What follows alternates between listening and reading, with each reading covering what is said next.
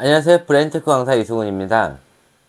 이번 강의는 경계성 지능을 가지고 계신 분들이나 또 느린 학습자들, 이분들에게 조금 전해드리고자 싶은 말씀이 있어서 영상을 켰어요. 예전에 경계성 지능에 대해서 한번 영상을 올린 것들이 있는데 거기에 많은 질문들이 좀 들어오고 또 질문을 하시고 제가 개인적인 좀 상담을 하려고 했더니 그 얘기만 하시면은 또 댓글들을 계속 지우시더라고요.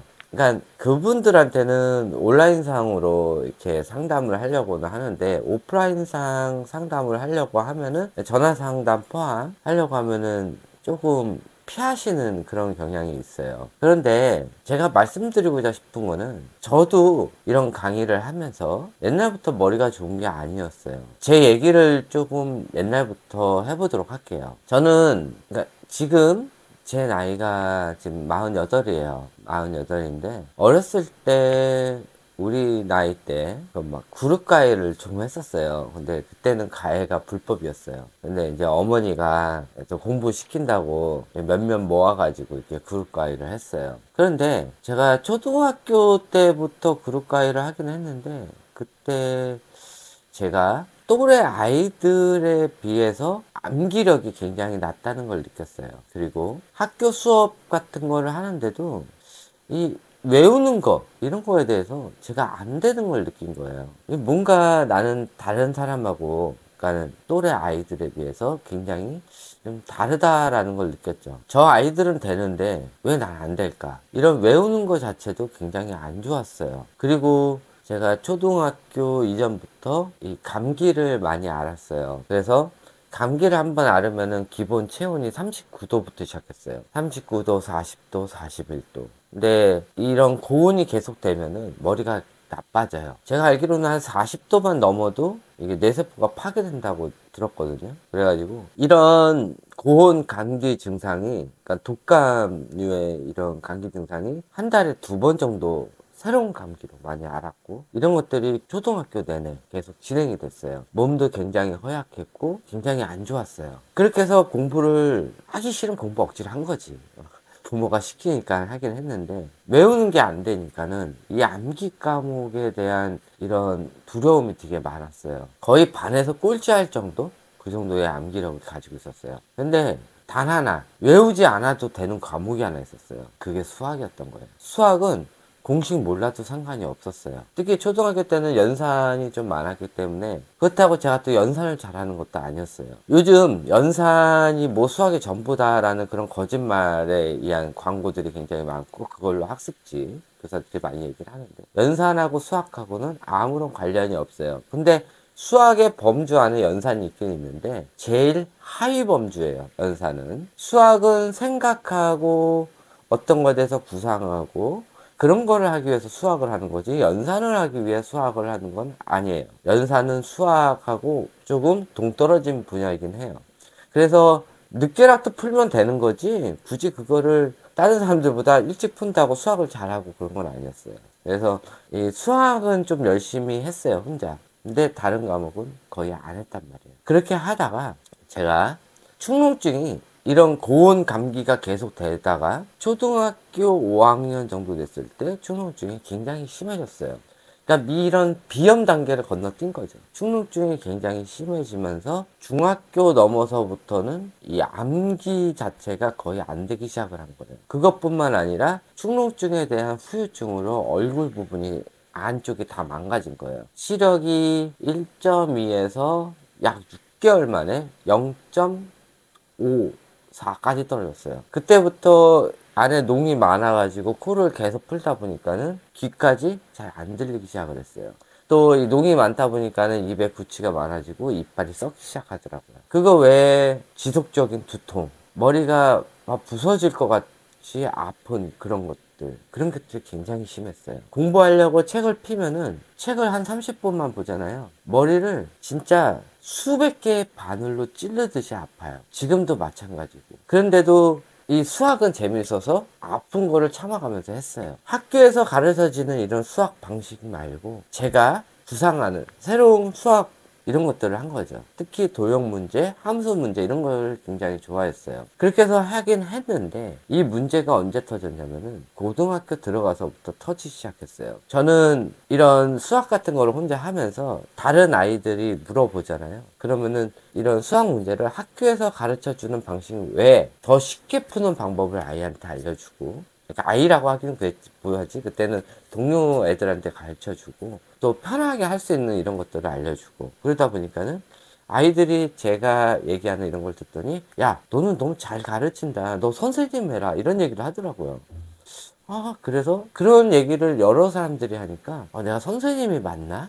그리고 누구한테 이렇게 가르쳐 주면은 이게 희열 같은 게 느껴지더라고요. 그래서 고등학교 때 제 목표가 선생님이었어요. 그렇게 하다가 고등학교 2학년이 됐는데 그때 이제 문제가 빵 터진 거죠. 축농증이 굉장히 심해지면서 암기가 안 되기 시작했어요. 그것뿐만 아니라 책을 30분 이상 보지를 못했어요. 수능 점수가, 제가 수능 1차였거든요. 이 수능 점수가 한 10점 정도만 더 오르면은 인천교대를 갈 수 있는 그런 수치가 됐었어요. 근데 이 10점이 굉장히 어려운 거지. 수학은 이미 수능에서 거의 만점을 받는 그런 수준이었으니까 나머지 암기 과목은 제가 이제 슬슬 암기가 점점 안 되는 상황이었고, 그 와중에 할 수 있는 거는 조금 더 공부를 더 해서 남들보다 조금 더 덜 자고 공부하는 수밖에 없었어요. 근데 30분 이상만 책을 보면은 머리가 진짜 보통 사람 같으면은 이 정도 아팠으면은 응급실 실려갈 정도, 그 정도의 아픔이 매일매일 있었어요. 근데 이 목표가 교대라는 그런 목표 때문에 아파도 참고 울면서 공부를 했어요. 남들 4시간 자는 거 저는 1시간을 덜 자고 공부를 했어요. 아파가면서, 울면서, 머리 싸매가면서 그렇게 공부를 했는데 이 고3 때 딱 됐더니 이 축농증이 맥시멈까지 올라온 거예요. 그리고 나서부터 암기가 전혀 안 되기 시작했어요. 그것뿐만 아니라 고등학교 때 그때 고3 때 배운 그 내용부터 해서 고등학교 때 배운 기억까지 고3 때 날아가기 시작을 하는 거예요. 배운 게 갑자기 기억이 안 나요. 고3 딱 됐더니 이 즐거워했던 수학의 공식마저 공식 한 줄이 외워지지가 않는 그런 상황까지 갔어요. 그러면서 수학이 그때 저희가 20문제가 나왔는데 보통 제가 19문제를 맞았어요. 근데 그게 공식이 안 외워지고 배웠던 것까지 머릿속에서 기억에서 날아가기 시작을 하니까 19개 맞았던 이것이 점점 줄어들더니 결국 수능 때는 반밖에 못 맞은 거예요. 이 수학을 보고 이과를 갔는데 학교에서도 전 과목에 수학만 거의 95점을 맞았고 나머지는 전교 꼴찌를 했어요. 암기가 안 되니까. 그랬는데 고3 때도 그 수학마저, 고3 때가 제일 중요하잖아요. 그 수학마저 점수가 떨어지기 시작을 하는 거예요. 그러더니 고등학교 3학년 후반 정도 되니까는 이제 암기력이 거의 다 떨어진 상태가 됐어요. 수학도 이미 망했고 수능도 저희가 여름하고 겨울 2번 봤는데 그것마저 망한 거예요. 그러다가 이제 어떻게든 그냥 있던 점수 가지고 인하공전을 들어간 거예요. 과도 전자계산기과, 지금은 없어졌어요. 그 과를 들어갔어요. 내가 원해서 간 과도 아니에요. 그냥 점수에 맞춰서 제 사람을 많이 뽑으니까는 그냥 거기 지원을 했는데 그냥 합격이 된 거예요. 맞지도 않는 과 이런 데를 갔으니까 재미도 없었죠. 근데 일단은 들어는 갔는데 그 다음에 대학교 가서도 문제가 터진 거예요. 20살 넘어서 21살 딱 됐더니 이런 단순 암기력이 제로가 된 거예요. 아예 안 외워져요. 사람 이름도 안 외워지고 도로 이름도 안 외워지고 이런 지역명도 안 외워지고, 또 회사 생활하는데 회사에 필요한 서류들이나 회사에 필요한 내용들 이런 것들을 다 외워야 되고, 같이 일하는 동료도 외워야 되고, 이름을 외워야 되는데 이름조차도 안 외워지고. 근데 아예 안 외워지는 건 아니고 시간이 지나면 외워져요. 그 시간이 한 달이에요. 한 달이라는 시간이 지나야 이름 석자가 외워지고, 이 도로라는 거, 지역명 이런 데도 한 달 이상을 가야 알아지고. 고등학교 때도 제가 인천 부평에 살았는데 계산고등학교, 계산동까지 버스를 타고 왔어요. 그 학교 가는 그 학교 위치를 한 달 정도 걸려서 알았어요. 겉으로는 멀쩡한데 이 안에는 이미 다 골마 썩은 거죠. 근데 그 원인을 제가 그때는 몰랐어요. 이 원인을 알고 싶었던 거야. 병원에 가잖아요. 네가 공부를 안 해서 그래. 네가 하기 싫어서 그래. 또 주변 어른들도 그렇고 저희 어머니도 그랬고, 네가 공부하기 싫으니까, 네가 노력을 안 하니까 그래. 그래서 그런 거야 라고 얘기를 하는데, 그런 거 치고 제가 고등학교 때 너무 많은 양을 공부한 거에 치고 성적이 너무 안 나와.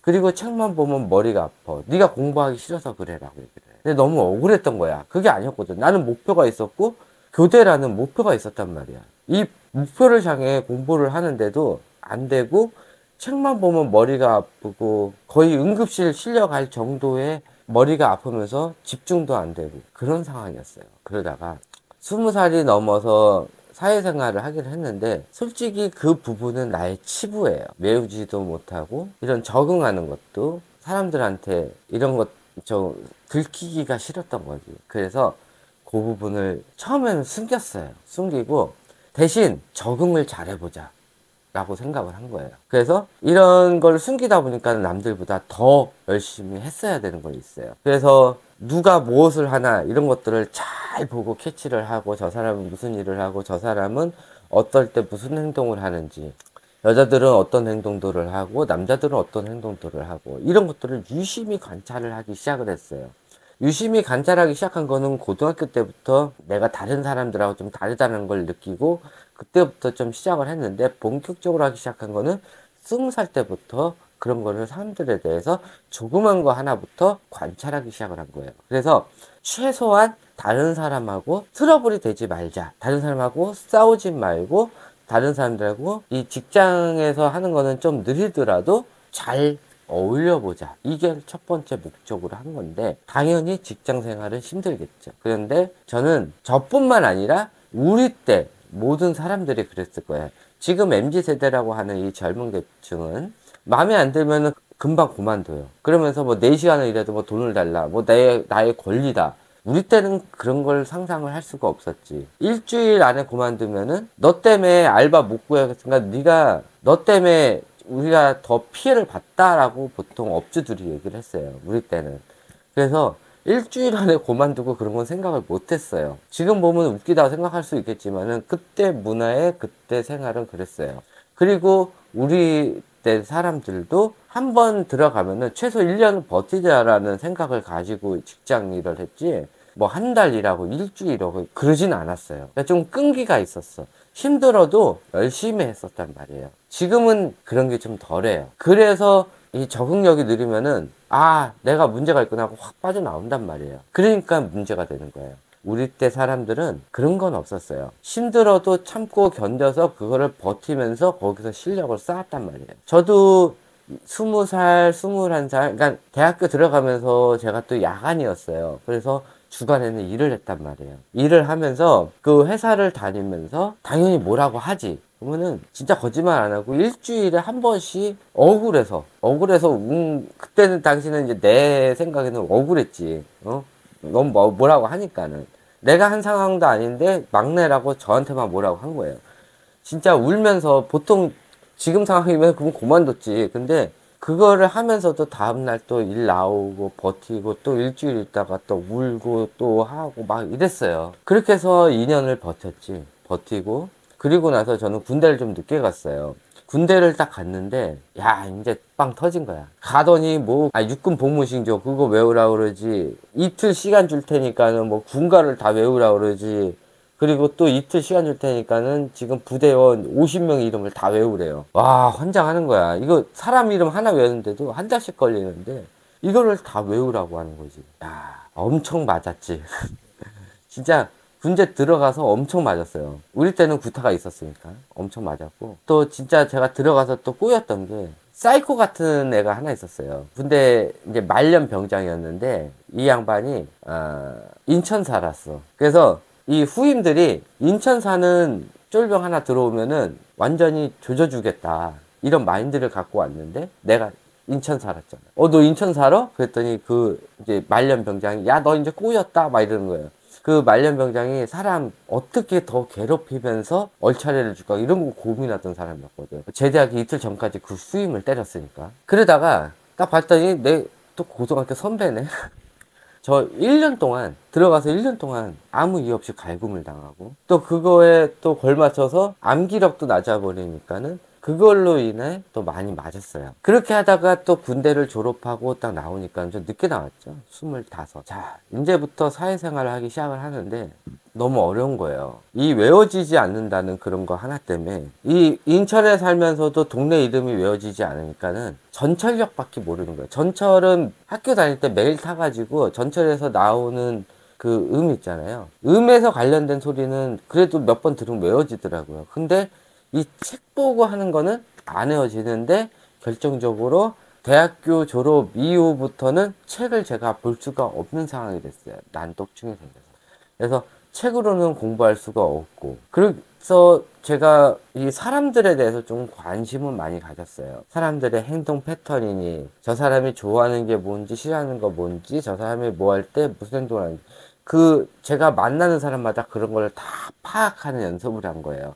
회사를 들어가도 전체적인 걸 파악을 하고, 그 다음에 뭐 이제 세분적인 걸 하기 시작을 하고, 그런 거를 하기 시작을 했어요. 잘 들어보면은 그게 운해형 성격이었던 거예요. 근데 그때는 뇌에 대해서 몰랐으니까, 이게 내 방식이 맞네. 이런 걸 알게 된 거죠. 근데 이 안 외워지는 건 어쩔 수가 없는데, 잘 보니까는 내가 경험으로 했던 이런 것들은 막 외워지는 거예요. 시간이 늦더라도. 근데 제가 책을 볼 수가 없는 상황이니까는 책은 나랑 안 맞는다 해서 책은 딱 잘라버렸어요. 근데 우리 때는 미디어 시대가 아니었잖아요. 미디어로 공부할 수 있는 건 없었어요. 그래서 이 공부할 수 있는 방법이 책밖에 없었는데 책은 제가 못 보니까 방법은 없었고 저 혼자 스스로 하는 수밖에 없었어요. 굉장히 힘들었죠.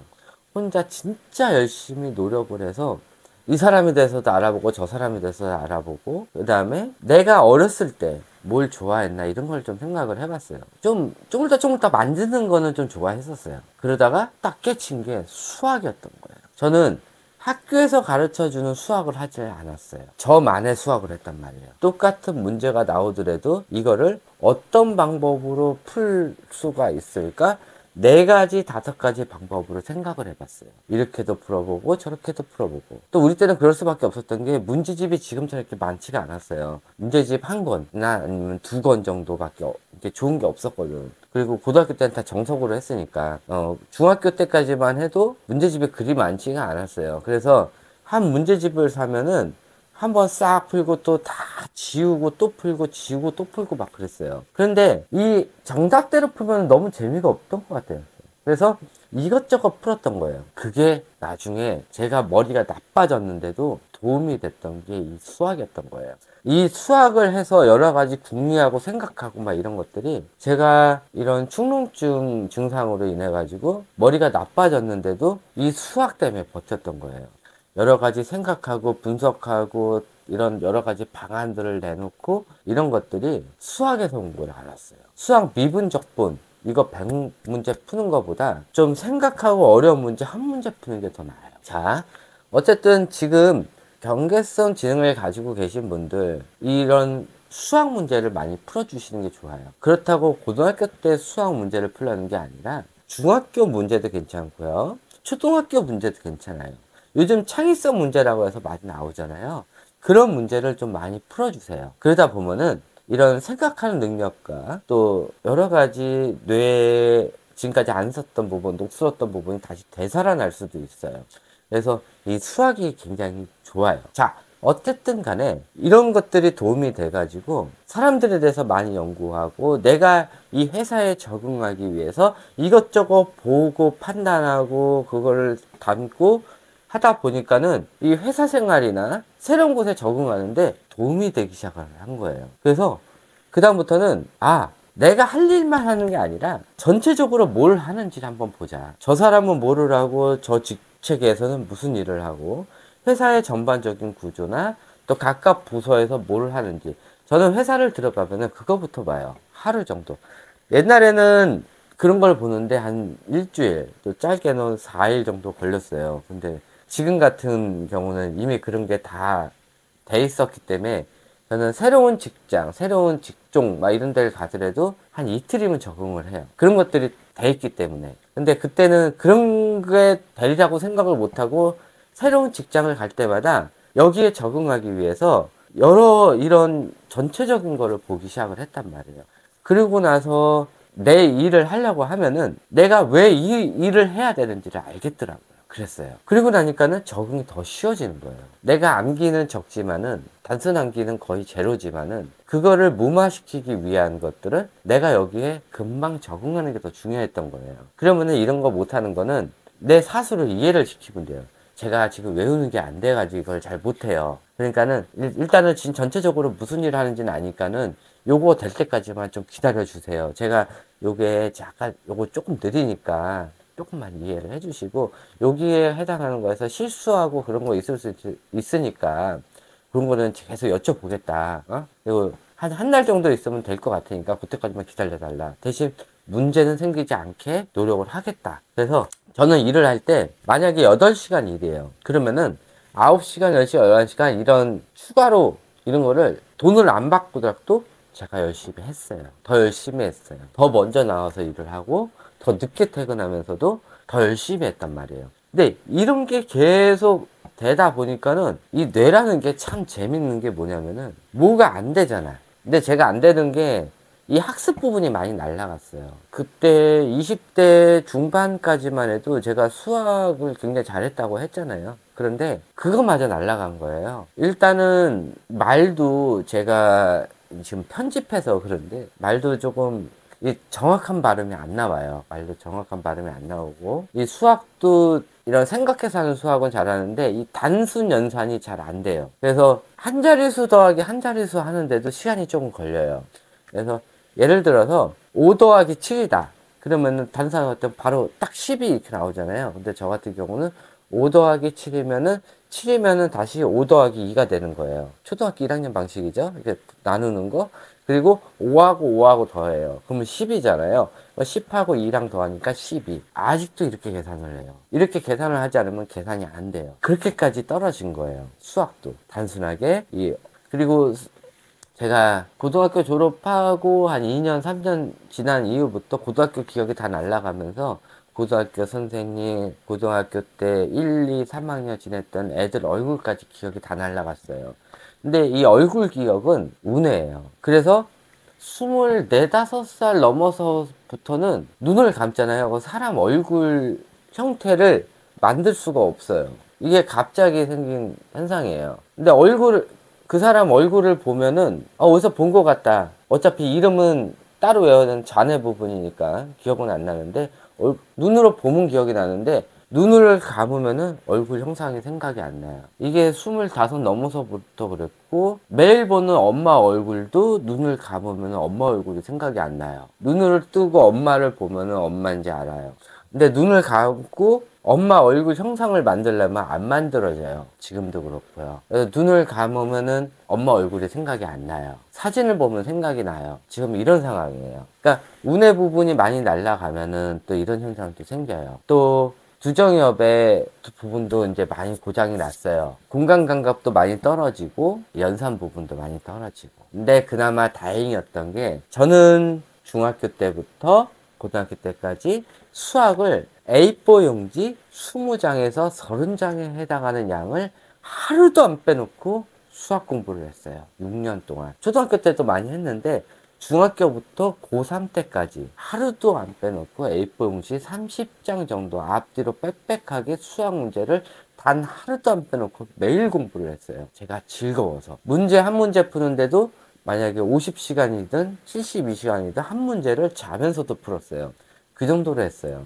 그렇게까지 한 경험 암기는 안 날라가더라고요. 그래서 제가 연산도 잘 안 되고 그렇게 했는데 고등학교 2학년 때까지 아이들 수학을 가르칠 수가 있어요. 연산은 별로 중요한 게 아니었거든. 그렇게 하다가 27살이 딱 됐는데 안 되는 부분들이 굉장히 많았잖아요. 네. 그런데 그동안 해왔던 사람들에 대해서 분석하고 일에 대해서 분석하고 일을 적응하려고 했던 노력들, 힘들면서도 끝까지 버텨가면서 했던 이런 것들이 취합 되더니 그때 결실이 딱 맺어진 게 27살이었어요. 27살에 새로운 제 인생이 펼쳐진 거예요. 그때 뭐가 생겼냐면은 정보 분석력이 생겼어요. 제가 암기가 안 되고 또 이런 기억력들이 굉장히 낮고, 그거를 무마시키기 위해서 여러 가지들을 보고 분석하고 사람들에 대해서도 일일이 보고 분석하고 이런 것들이 한 번에 싹 모여가지고 27살에 딱 개화를 한 거예요. 그래서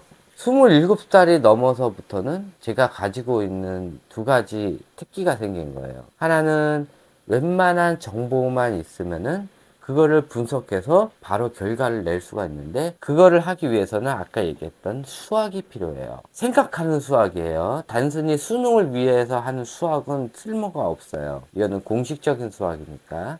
생각하는 창의력 수학을 많이 하다 보면요, 이거와 제가 이걸 안 했으면 이게 안 생겼어. 지금 이것도 못하고 지금쯤 좀 지능이 떨어지는 막 이러해서 막 길거리를 헤매고 있었을 수도 있어요.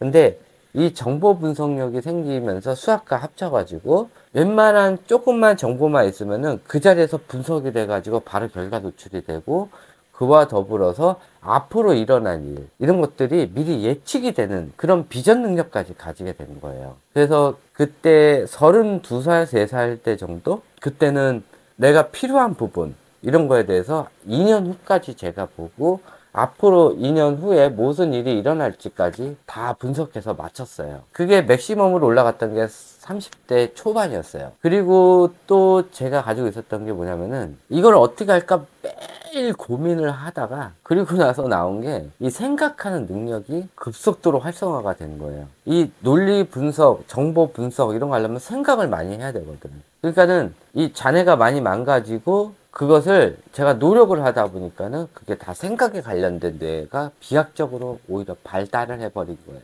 그래서 남들 6개월치, 1년치 생각할 거를 단 하루 만에 저는 생각을 할 수가 있어요. 그리고 하루 만에 생각하면서 그거를 다 정보 분석이 가능했어요. 근데 그거를 할 때는 제가 아무 일을 못해요. 이거를 계속 정보 분석을 해야 되니까는 아무것도 할 수 없이 그날 하루는 조금 미친 사람처럼 돌아다녔어요. 근데 그렇게 하고 나면은 다음날 새로운 정보가 생기고 내가 몰랐던 것들을 갑자기 알게 되고 이런 능력들이 생기기 시작을 하더라고요.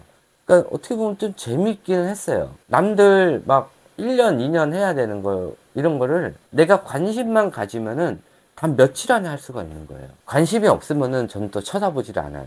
근데 내가 이걸 해야 되겠다 마음만 먹고 그거에 대해서 좀 정보를 좀 구입을 해요. 여기저기서 한 다음에 그거를 머릿속으로만 하루 정도만 생각을 하면은 어떻게 할 것인가, 어떻게 해야 될 것인가, 이거를 하루 정도만 생각하면은 남들 6개월에서 1년치 정도의 생각을 한꺼번에 할 수가 있어서 딱 결론 도출이 나요. 그러면서 쫙 정보 파악이 되는 그런 능력을 가졌어요. 지금 일이 빵 터진 거, 그런 걸 어떻게 해결할 것인가, 이런 것도 어차피 남들 며칠치 생각할 거를 한 2, 3분 만에 할 수가 있으니까 잠깐만 딱 눈 감고 생각하면은 해결 방안이 딱 나오는 거예요. 지금은 그 정도까지는 안 돼요. 나이가 먹어서.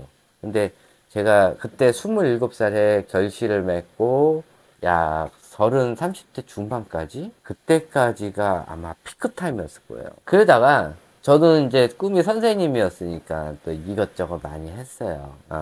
컴퓨터 학과를 나왔기 때문에 애들 컴퓨터 학원도 가르쳐 받고, 또 방문 교육도 해봤고, 또 수학 가해도 해봤고, 제가 가지고 있는, 제가 할 수 있는 최소한의 거를 다 했어요. 그리고 지역명을 잘 모르니까는 그게 제가 화가 나가지고 택시도 했어요. 택시를 하다 보면은 지역명을 외울 수 있을까, 그런 것도 하다가 공장에서도 일을 해보고. 그때는 제가 되게 왜소했어요. 키가 지금 제가 170인데 50kg, 제가 지금 63kg인데 여기보다 15kg가 더 빠진 몸에서 공장에서 이제 무거운 짐 들면서 일도 해봤고. 그러니까는 내가 못할 거라는 생각을 안 하고 여기 가서 내가 열심히 해서 적응해야 될 거라고 생각을 한 거예요. 지금 경계선 지능을 가지고 계신 분들도 마찬가지, 이 겁을 먹지 마세요. 내가 안 될 거다 이런 생각 하지 말고, 여기서 남이 뭐라고 하든 뭐를 하든 난 여기서 무조건 한 달 이상 있으면서 적응을 해. 그래서 남들이 보기에도 나는 정상인처럼 보이게 그렇게 노력을 해야 되는 거예요. 자, 그 부분에 대해서는 제 거 인생을 얘기한 다음에 말씀드리도록 할게요. 그렇게 하다가 또 아이를 또 가르쳐 주고 싶은 또 그 욕망이 또 끌어올더라고. 그래서 이것저것 또 찾아보다가 재능 교육을 찾아봤어요. 또 방문학습. 근데 저는 일을 다니면서 1년을 일해도 그 경험치가 보통 3년, 4년어치가 쌓여요. 저는 일을 한 군데 하더라도 남들 3배, 4배 되는 일량을 했어요. 그러니까 머리를 써가지고 이거를 혼자, 아니야, 이거를 2명, 3명 할 거를 혼자서도 할 수 있는, 그리고 그만큼 더 열정을 쏟아부어가지고 한 1년치 회사 생활을 보통 3년, 4년어치 정도에 해당하는 양을 계속 했어요. 회사 생활. 그래서 1년 딱 지나면은 지치는 거예요. 더 못해요. 1년 동안 3, 4년어치 일을 했으니까. 그러니까 10년을 일했더라 하더라도 결국은 제 경험치는 30년, 40년어치 경험치가 쌓이고, 그것도 모자라서 막 투잡, 쓰리잡을 했으니까 엄청나게 경험치가 쌓였죠. 그러니까 그런 것들이 되게 재밌었어요. 막 이런 경험치들이 쌓여서. 그래서 그때 막 결혼한 아이들도 있었고 그랬는데, 같이 얘기하면은 이게 좀 말이 좀 안 통했지, 친구들하고 얘기하면은. 그래서 항상 저는 띠동갑 이런 사람들하고 얘기를 많이 했어요. 말이 통하니까, 그런 사람들하고 하면은. 그래서 좀 나이 많은 사람들하고 좀 많이 대화를 했죠. 그러다가 이제 재능 교육에 딱 들어갔는데, 재능 수학을 딱 봤는데, 제가 초등학교 때 이런 생각을 했어요. 수학이 왜 이래야 되냐? 아니, 의미를 모르면은, 이해를 못하면은 이 문제를 풀 수가 없는데 왜 이런 의미 파악하는 거, 이런 거를 안 가르쳐 주지? 이런 수학이 다 있어. 나는 커가지고 그런 수학책을 만들고 싶어, 이런 생각을 했는데, 그게 또 마음처럼 되나. 그러다가 이제 와가지고 면접 보는데 이제 재능 교재들을 이렇게 펼쳐주는 거예요. 이런 거 가르칠 거라고. 그러다가 재능 수학이, 그래서 이제 수학이 관심이 돼서 재능 수학 딱 봤는데, 이런, 내가 어렸을 때 원하던 교재가 여기 있네? 이미 만들어져 있네? 그래서 뒤도 안 돌아보고 이 수학 교재 보고 할래요, 그런 거야. 내가 원하던 수학이, 초등학교 때부터 내가 원했던 수학이 재능 교재에 있었던 거야. 그래서 뒤도 안 돌아보고 그냥 저 할게요, 그런 거야. 그래서 이제 거기 들어가서 이제 하기 시작을 한 거예요. 그런데 이 학습지라는 거 자체가 다단계예요. 다단계의 뜻이 뭐냐면은, 이런 TV나 이런 광고를 하는 게 아니라 일하는 사람이 직접 광고를 하는 게 다단계예요. 그리고 그 사람이 벌어준 걸로 오너가 먹고 사는 거지. 그러다 보면은 이 다단계들이 이 같이 일하는 사람들끼리 싸우게 돼요. 경쟁이 일어나는 거예요. 서로 같이 협업을 해서 성공하는 데가 있고, 서로 경쟁을 해가지고 거기서 나온 돈 가지고 또 벌어먹는 데가 있어요. 지금은 어떻게 바뀌었는지는 모르겠어요. 근데 옛날에는 그랬단 말이에요, 구조가. 그래서 내가 이만큼 2패를 해오고 저 사람한테 떠넘기는 거야. 다른 지역 가가지고. 내가 가르치고, 이런 학습지는 자기 구역이 있어요. 그래서 내가 만약에 계산동에 살잖아요. 그러면 삼산동에 사는 사람들이 와가지고 계산동에서 영업을 한 다음에 자기 2패권으로 넘어가고 그거를 계산동에 있는 사람한테 넘겨버리는 거야. 근데 왕창 넘겨. 5살짜리 애인데 한 7과목을 해가지고 넘겨요. 아니, 5살짜리 애가 7과목을 어떻게 해? 얘기하는 거지. 아니, 나중에 그만둬도 되니까 한 2주 정도 한번 해보시고 마음에 안 들면은 그때 그만두세요, 라고 얘기를 하는 거예요. 그러면은 2주 전에 확정을 쳐야 되거든. 그럼 이 사람이 2패로 들어가는 거고, 그 다른 지역에. 여기서는 그만두잖아요. 그러면 애를 받자마자 바로 3개, 4개가 퇴해가 나는 거예요. 그러면 그걸 메꿔야 돼. 억울한 거지. 그러면은 그걸 메꾸기 위해서 매달 그거에 해당하는 돈을 한 번만 주는 게 아니라 매달 내야 돼. 매달. 그만둘 때까지. 그러니까는 한 달 정도, 아니야, 5개월, 6개월 지나니까 그다음부터 월급 받고 다시 메꾸고 나면 제로가 되는 거야. 근데 그런 것들이 계속 유지가 되다 보니까 1년 지나니까는 이건 뭐 월급, 그러니까는 가짜 2패 막 이런 걸 하다 보니까는 월급이 500만 원인데 나중에 내가 내야 될 돈은 700, 800이 되는 거야. 아, 이거 감당이 안 되더라고. 그래서 그때부터 제가 사채를 썼어요. 막 사나머니, 러시앤캐시 막 이런 사채를 썼지. 사채 써가지고 그냥 계속 메꿨어요. 근데 제가 왜 사채를 쓰면서까지 메꿨냐면은, 애들이 눈에 밟혀서, 내가 가르치던 애들인데 나 못하겠어 하고 나가겠다는 그 소리를 못하겠는 거예요. 너무 가슴이 아파. 막 애들하고 헤어지는 게 너무 가슴이 아파가지고 못했어요. 그 애들 핑계 대는 것 같은데 그건 아니었고, 이 애랑 더 클 때까지 보고 싶은데, 내가 가르치는 거 이런 걸 하면서 애들 크는 걸 보고 싶은데 이 돈 때문에 이 애들하고 떨어지는 게 너무 싫었던 거야. 하여튼 막 그런 애착이 애들하고 막 생기기 시작할 무렵, 그때까지, 그러니까 재능 교육을 총 제가 4년을 했는데 2년 될 때까지 제가 애들 교육을 하면서 그동안 사람들 막 봐오고 관찰해오고 막 이런 것들 했는데, 보통 혈액형으로 많이 했었어요.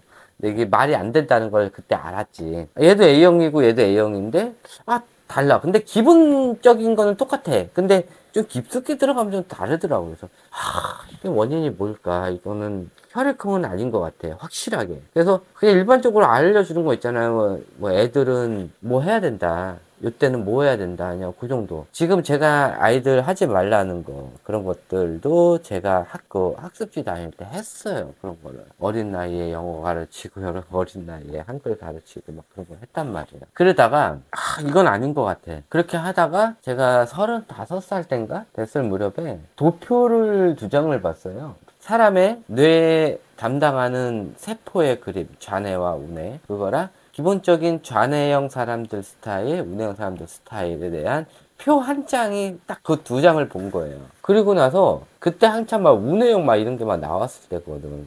우뇌형? 뭐지 그거? 신경도 안 썼다가 그 딱 뇌 그림에서 뭐의 뇌세포, 그러니까 좌뇌와 우뇌 2개 딱 나눠놓고 제가 보통 강의할 때 많이 쓰는 그림이에요. 그 그림. 그래서 그 그림에 애착이 있어가지고 계속 그 그림을 써요.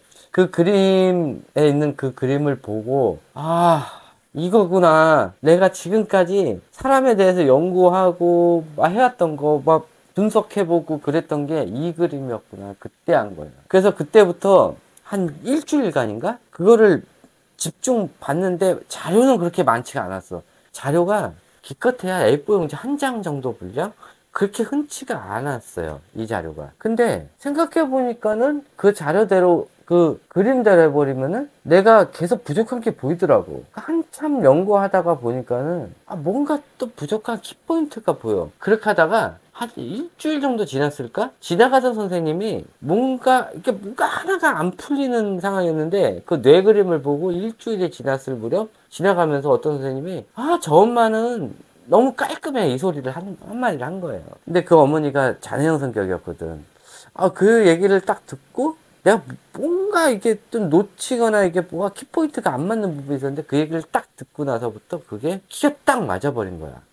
그리고 나서부터 진짜 거짓말 안 하고요. 그동안 내가 초등학교 때부터 쭉 사람들을 봐왔고 보고 분석했던 것들, 그다음 그 외에 사람들, 내가 봐왔던 사람들, 그 다음에 학습지 하면서 내가 봐왔던 아이들의 또 그의 엄마들, 이런 것들 계속 저는 진짜 세밀한 것까지 다 보니까 이런 것들이 한 방에 다 취합이 되면서 진짜 거짓말 안 하고 일주일 동안 무슨 비 맞은 미친놈처럼 돌아다녔어요. 잠도 못 잤어요. 왜냐면은 그동안 연구했던 자료가 그 딱 일주일 만에 다 풀려버린 거지.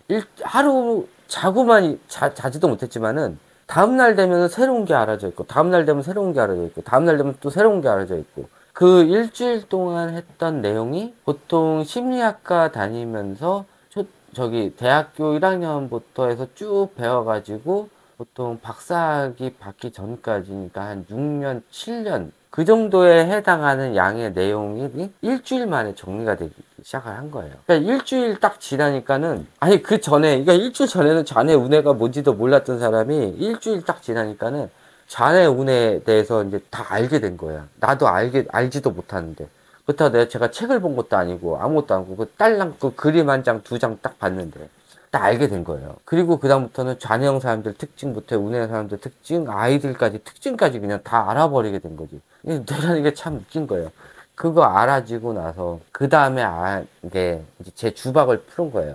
어렸을 때 암기가 안 되고 계속 책을 못 읽고 문제가 생겼던 그런 것들, 그런 것들의 원인이 충농증이었다는 걸 그때 알게 된 거예요. 이 뇌라는 걸 알게 된 다음에 또 이것저것 또 찾아보다 보니까는 충농증이 심해지면은 이 뇌신경도 건들고 이 시신경도 건들고 이 심해지면은 건드려서 그거를 이제 나쁘게 만든다는 거지. 그래가지고 더 나빠지는 거예요. 뇌도 나빠지고 눈도 나빠지고 귀도 나빠지고. 그래서 아이들 비염이 있거나 충농증이 있으면 빨리 고쳐야 되는 거예요. 나빠지기 전에. 그렇게 하다가 보니까는 그때부터 제가 기본적인 이 심리학과 들어가서 웬만큼 될 때, 그러니까 6년, 7년, 8년 배워야 될 양, 이런 정도의 양이 단 일주일 만에 이제 기본 틀이 잡혀지게 된 거예요. 그리고 나서부터 본격적으로 제가 생각하는 게 맞는지 아이들한테 2년 동안 해보기 시작했어요. 빚을 3천만 원 져가면서. 제가 지금까지 강의하는 것들이 이게 3천만 원짜리 강의예요. 제가 사채 빚 3천만 원 들어가면서 제가 2년 동안 버텨가면서 아이들한테 해본 거예요. 해보기 전에 저한테 먼저 해봤어요. 되나 안 되나. 그래서 제가 되면은 그거를 아이한테 해본 거예요. 그리고 제가 어렸을 때 했던 공부 방식을, 제가 운해영이니까 운해영 공부 방식을 운해영 아이들한테 다 써본 거예요. 근데 그 전까지만 해도 공부하기 싫었던 아이들이 그 방식을 써주고, 어머님한테도 얘기를 했지. 얘는 운해영 아이니까는 어머님은 또 잔해영이다. 그러니까 아이를 좀 이해를 해줘라. 이 아이는 이런 스타일이고 앞으로 공부할 때 이런 실수를 해올 거다. 이런 것들을 다 얘기를 해놓은 다음에 아이 혼내지 말고 그냥 이해를 해줘라. 그다음 또 이런 실수를 분명히 해와. 엄마는 그냥 웃고 넘어가는 거야. 또 틀렸네? 그러면서 옛날에는 막 뭐라 그랬는데 그냥 웃고 넘어가니까 애들도 편해지는 거야. 그리고 나서 공부는 시켜야 되니까는 제가 했던 공부 방식을 아이한테 넣어줬어요. 대신 너도 선생님이 하는 대로 해라. 엄마만 손해볼 수는 없지 않냐. 너도 하는 대로 해라. 그러면은, 그러니까 엄마랑 아이랑도 사이가 좋아지면서 아이가 편안한 마음에 공부를 하기 시작을 하더라고. 아, 맞다. 이런 거를 몇 명의 운해영 아이들한테 해봤어요. 그랬더니 다 효과가 좋고, 그동안 아이랑 문제가 있었던 아이들이 다 풀어지기 시작한 거예요. 그러면서 아이가 점점 나아지고 엄마랑과의 관계도 좋아지고, 그리고 나서 제가 생각을 한 게, 역시 나는 이걸 해야 되는구나. 학교 선생님은 못했지만은 누군가를 가르치면서 해야 되는 거는 내 인생이구나. 그래서 저는 다른 건 잘 못해요. 기계 만지고 이런 거 잘 못해요. 밖에 나가서도 사람들하고 좀 잘 많이 어울리지는 않아요. 왜냐면은 저는 아직 독신이기 때문에, 친구들은 다 결혼을 해서 애가 있어요. 애가 있는 사람들이 제일 먼저 멀리하는 사람이 독신이에요. 만나면 할 얘기가 없으니까. 그래서 저도 저 나름대로 생각을 한 거예요. 그런 사람들하고 어울리기 위해서, 내가 애가 없기 때문에, 그러기 위해서는 내가 오히려 아이에 대해서 더 많이 알면은 저 사람들이 먼저 올 거다라고 생각을 한 거예요.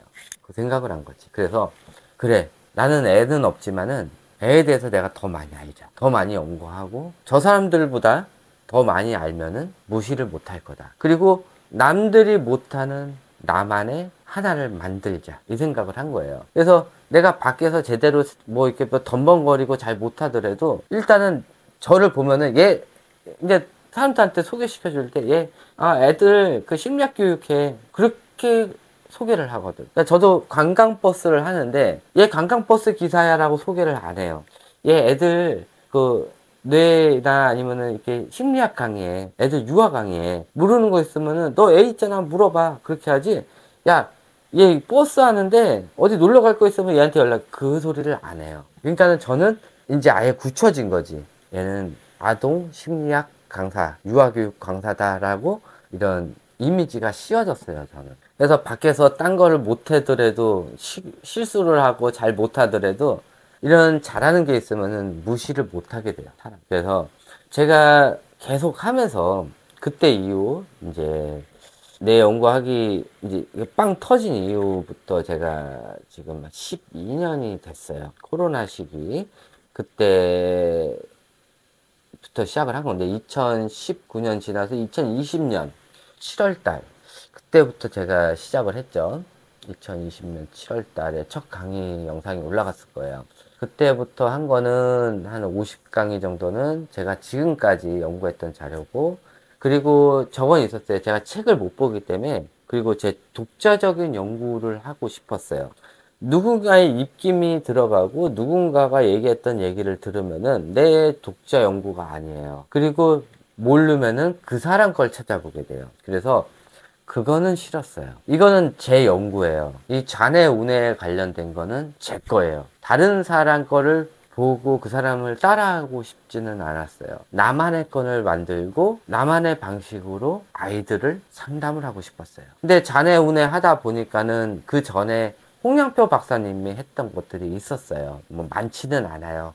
한 2강의, 3강의 정도 했는데, 제가 강의 올렸을 때 그때 제가 올린 강의랑 홍양표 박사님 강의랑 똑같은 거예요. 저는 독자 연구를 했는데 홍양표 박사님하고 똑같더라고. 그리고 제가 이 유튜브를 시작하기 전에 그때 처음으로 심리학에 대한 거를 그때 한번 쫙 본 거예요. 왜냐하면 제가 강의를 시작을 해야 되기 때문에 혹시 틀리면 안 되잖아.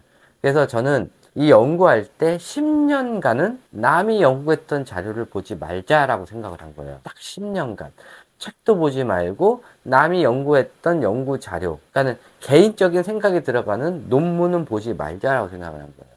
그리고 나서 10년 동안 제 개인 연구를 한 거예요. 남이 했던 거를 본 건 아니고요. 그리고 나서 10년이 지나고 강의를 시작하기 전에 처음으로 인터넷 뒤져가지고 심리학 정의부터 그때부터 본 거예요. 심리학은 뭐고 심리학 역사 같은 거를 그때부터 봤는데, 제가 확신을 가졌던 게 뭐냐면은 제가 연구를 처음부터 시작을 해가지고 지금 뇌까지 오기까지 이 발달 과정이 진짜 심리학이라는 것 자체가 나와가지고 지금까지 발달 과정이랑 똑같은 과정을 걸쳐서 제가 한 거예요. 내가 하는 이 심리학 하는 게 정상이었구나. 그때 한 거지. 옛날에 아무것도 몰라서 이것저것 했다가 그러다가 어떻게 하다가 뇌에 대해서 알게 되고, 뇌가 맞는구나 해서 뇌에 대해서 실험하고 이것저것 하다가 만들어진 게 지금의 심리학이었던 거죠. 근데 제가 그 과정을 똑같이 밟아온 거예요. 그래서 그때 제가 하는 이 방식이 맞다라는 거를 그때 알았고 확신을 갖고 그때부터 강의를 시작을 했고요. 그 이후부터는 다른 사람이 무슨 강의하나 그냥 잠깐 본 거는 있어요. 뭐 저 사람은 어떻게 강의하나, 저 사람은 어떻게 강의하나 이런 거를 이제 유튜브 보면서 뭐 많이는 안 봐요. 그냥 하나 두 개 정도? 이 정도만 봤어요. 근데 제가 연구하는 이 방식하고는 완전히 달라요. 그러니까 저는 이 뇌로 가는 것들이 거의 최종이에요. 심리학 최종이 뇌인데, 다른 사람들은 기질이나 그냥 배웠던 일반 지식들 가지고 하는 거니까는 조금 안 맞는 오류들이 굉장히 많더라고요. 그나마 뇌에 대해서 하는 거가 지금 그나마 비슷하게 하는 게 오은영. 근데 오은영 박사도 뇌를 기반으로 하는데 뇌에 대해서 이렇게 자세히 알지는 못해요. 애들 기질 쪽으로 해서 그냥 말을 조금 용어를 써서 잘할 뿐이지, 뭐 그 정도고, 뇌를 기반으로 하되 뇌에 대해서 자세하게 저처럼 설명은 뭐 하지는 못해요. 그 외에 이제 홍영표 박사 같은 경우가 이제 저하고 비슷한 건데, 홍영표 박사가 먼저 했어요. 결국 보면 제가 홍영표 박사 따라 한 거긴 한데, 좀 깊숙이 들어간 거는 제가 깊숙이 들어간 거고, 그리고 나서 뭐 뇌에 대해서 이렇게 깊숙이 하는 거는 없어요. 지금까지 유아교육에. 그리고 결정적으로 뇌와 학습과의 연관관계에 대한 이런 뇌 연구에서 유튜브로는 지금 현재 강의가 저밖에 없어요. 그렇기 때문에 이 조기교육 업체도 저랑 싸우고 싶은데, 저랑 싸우려면 최소한 저보다 더 많이 알고 있어야 되거든. 저보다 더 많이 알아야 조기교육 업체 싸워요. 지금 제가 들어가지 말아야 될 영역까지 들어가긴 했어요. 왜? 코로나 시기 때 이 조기교육 업체 중에서 이런 아이들을 돈으로 보고 들어온 업체들이 굉장히 많아요. 학원 포함해서 너무 많아요. 돈이 잘 모이거든. 지금 제일 돈 잘 되는 장사가 애들 장사예요. 이게 좀 말이 애들 장사라고 좀 그런데 지금 그렇게 바뀌고 있어요. 애들 교육이 아니라 애들 장사로 바뀌고 있어요. 완전 쓰레기들이 굉장히 많아요. 업체를 일일이 이름을 얘기할 수는 없지만은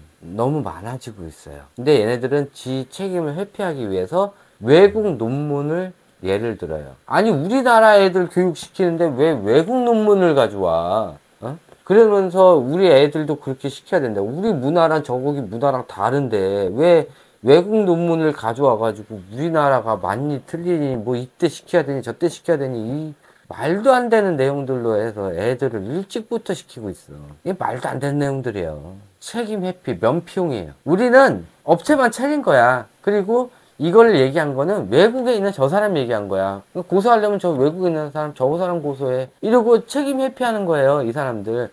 지금 그런 업체들이 막 생기고 있어. 그런단 말이에요. 하여튼 뭐, 이렇게 해서 제가 여기까지 온 게 된 거고, 아직도 마찬가지예요, 저는.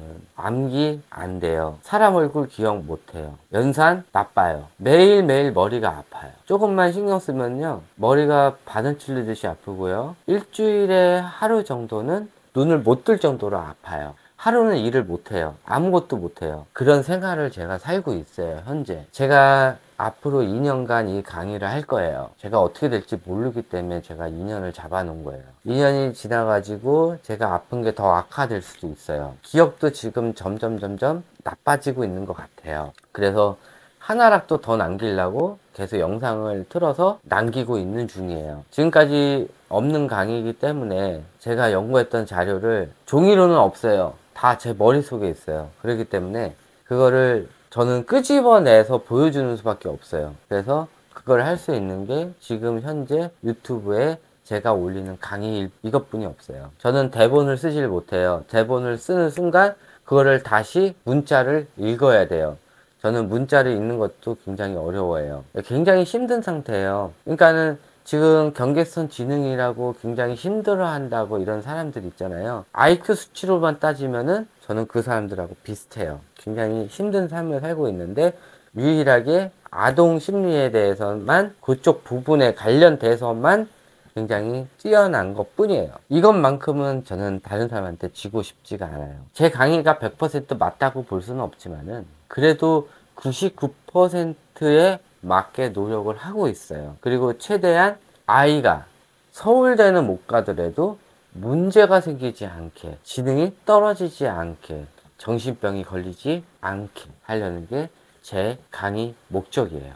이걸로 솔직히 돈을 벌고 싶으면요, 당장 채널 이름 바꾸고요, 조기교육에 관련된 걸로 제가 장난질 하면은 벌써 제 구독자 20만 30만 됐어요. 이 정도 지식을 갖고 장난질 하면은 그렇게 돼요. 근데 저는 그러고 싶지 않아요. 지금 크는 아이들이 미래에 우리가 노년층이 됐을 때 이끌어갈 아이들이에요. 우리 아이들이 힘들어지면은 우리가 나이가 먹으면은 우리가 더 힘들어져요. 지금 아이를 돈 벌려고 하는 그것들은 지금 당장 그 돈을 모아가지고 유흥에 쓰든 명품백을 사든 뭐 골프를 치든 이 비싼 것들 하려고, 즐기려고, 또 더 좋은 집으로 이사를 가려고 애들 팔아서 그러려고 하는 사람들이고, 부모가 많이 알아야, 더 똑똑해져야 이 조기교육 업체들이 할 말이 없어져요. 부모가 관심 없고 팔랑기에 누가 뭐라고 하면은 그런가 보다 이러고, 처음 키워보니까는 저 사람도 맞고 저 사람도 맞을 것 같다 이러면 안 돼요. 아이를 낳기 전에 이것저것 찾아보고 공부를 하시고, 어떻게 하다가 아이가 먼저 생겼다 하더라도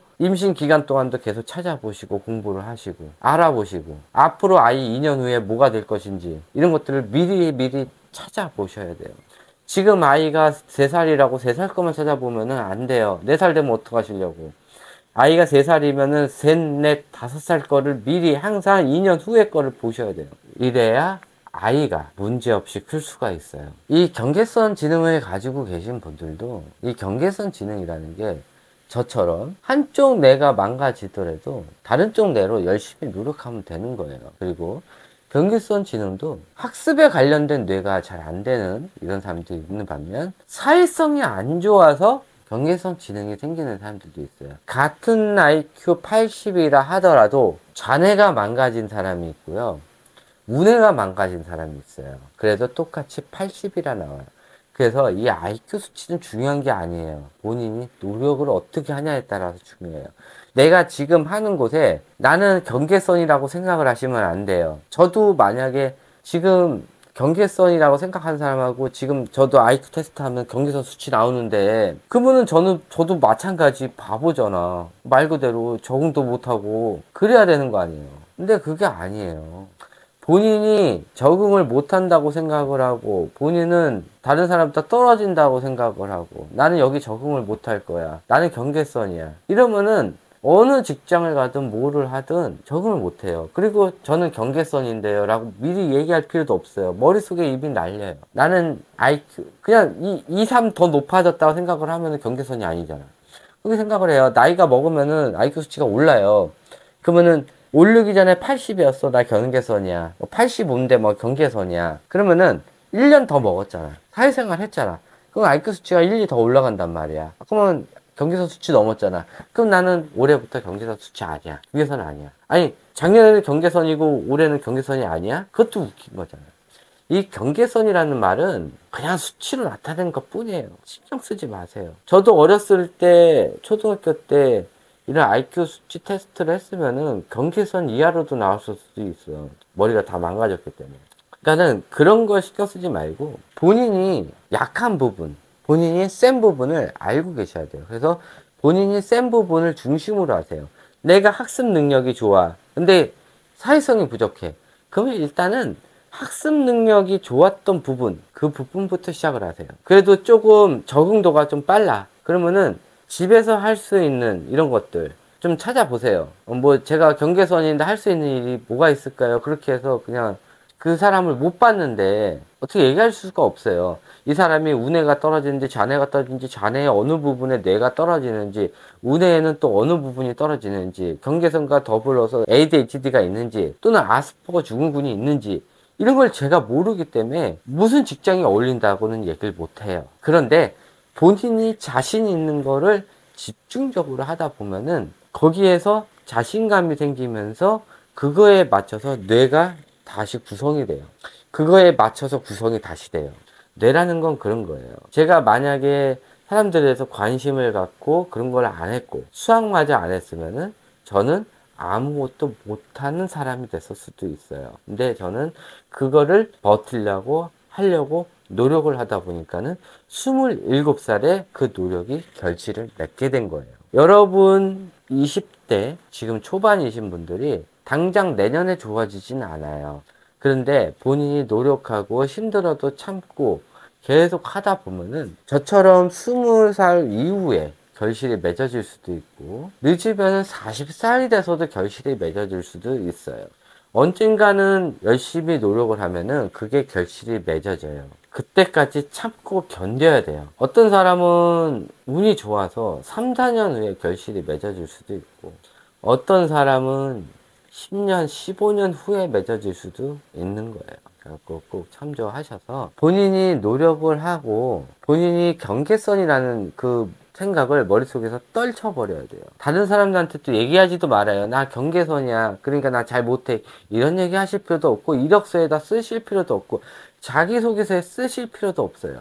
식구들도 얘 경계선이니까 무시하거나 그런 얘기 하실 필요도 없어요. 그러니까 본인이 노력을 하면 할수록 지능은 계속 올라요. 근데 본인이 하다가 계속 경계선 탓을 하다 보면은 남 탓을 하게 되는 거지. 다른 탓을 하게 돼. 그러면 발전이 없어요. 그래서 경계선을 가지고 계신 분들은 앞으로 내가 경계선이라는 그 생각부터 지우시는 게 중요하고요. 그 다음에 나는 경계선이 아니야. 일반인인데 약간 느릴 뿐이야. 라고 생각을 하시고 적응될 때까지 누가 뭐라 그러면은 죄송합니다, 죄송합니다 하면서 열심히 하세요. 적응될 때까지. 그렇게 계속 하다 보면은 새로운 직장 들어가고 새로운 아르바이트를 하더라도 이 적응 기간이 점점 짧아져요.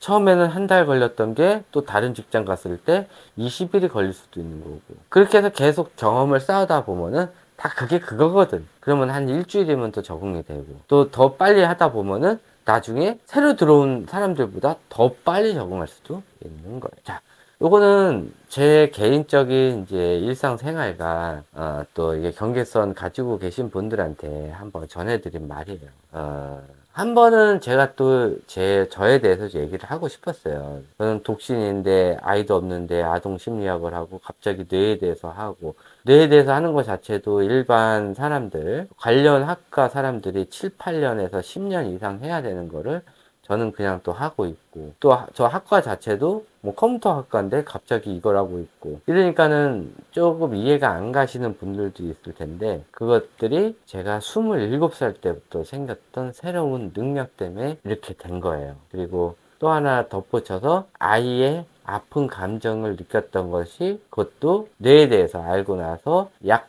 1년 후에 아이가 아파하는 감정을 제가 그대로 링크 받아서 느끼는 이상한 그게 생겼어요. 그래서 부모에 의해서 아이가 막 아파하거나 그러면은 같이 공감이 돼가지고 저도 같이 아프면서 막 눈물이 나고 그런 것들이 있더라고요. 그래서 이거 하려는 신에 계신가 보다. 그래가지고 뭐 신은 믿지 않지만 하여튼 이걸 하려는 건가 보다. 그래서 이 빠른 시간 안에 많은 정보를 주고 많은 지식을 습득하게끔 만든 거구나.